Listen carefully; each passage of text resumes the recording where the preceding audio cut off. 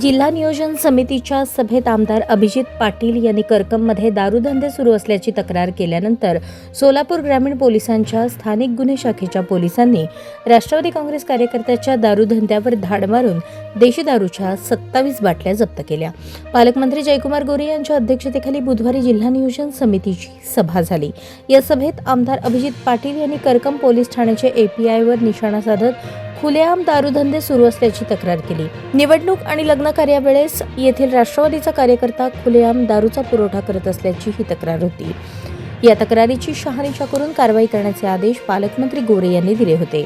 Police अधीक्षक कुलकर्णी यांनी याबाबत स्थानिक गुन्हे अन्वेषण शाखेच्या पोलिसांना खातरजमा करण्याची सूचना केली। त्यानुसार स्थानिक गुन्हे अन्वेषण शाखेचे पोलीस निरीक्षक संजय जगताप यांच्या मार्गदर्शनाखाली फौजदार खाजा मुजावर, सहाय्यक फौजदार तानाजी गाडे, पोलीस शिपाई अक्षय डोंगरे, संदीप फुलगे, सतीश बुरकुल यांच्या पथकाने करकम गाठले। जाधववाडीतील दत्तात्रय चव्हाण यांच्या शेतातून दारूचा पुरवठा होत असल्याची माहिती मिळताच पथकाने मोटरसायकलवर जाऊन तिथे धाड मारली। पोलिसांची चाहूल लागताच दत्तात्रय चव्हाण पळून गेला।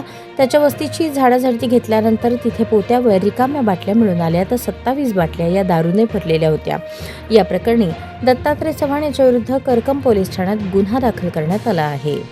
हा आपला हक्काचा चॅनल एजी न्यूज संपादक अंबादास गज्जर या यूट्यूब चॅनलला लाईक करा, शेअर करा, सबस्क्राईब करा। संपर्क 94 92 37 68 92।